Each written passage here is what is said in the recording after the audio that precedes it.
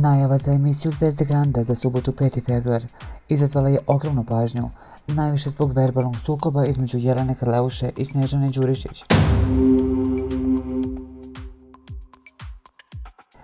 Naime, Snežana je rekla kako Jelena jeste pevala u kafani na Krivini kod Svilenca sa 16 godina.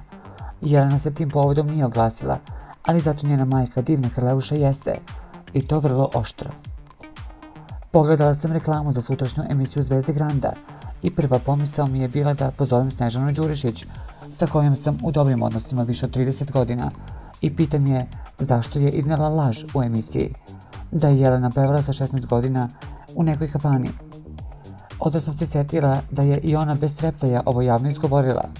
Zato, elem, Jelena je album Prvenac snimila sa 17 godina i bukvalno je iz svoje sobe zakoračila na estradu. Imala je sjajnog menadžera koji je bežljivo birao klubove u kojima će da nastupa. A ja kao majka ne bih dozvolila da mi maloletna ćerka radi u kafani. Jednostavno, ona nije morala. Ne zato što ja ne volim kafanu, naprotiv, obožavam, ali mislim da to nije radno mesto za devojčice.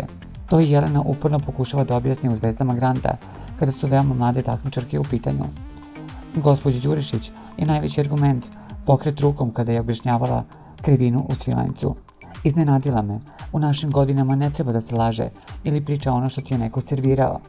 Ovim statusom ne štiti moju Jelenu, jer ona to ume nepobedivo i sama, samo neću dozvoliti da iko iznosi neistine u vezi sa mojim načelima i životom na koji sam veoma ponosna, objasnila je Divna Karleuša.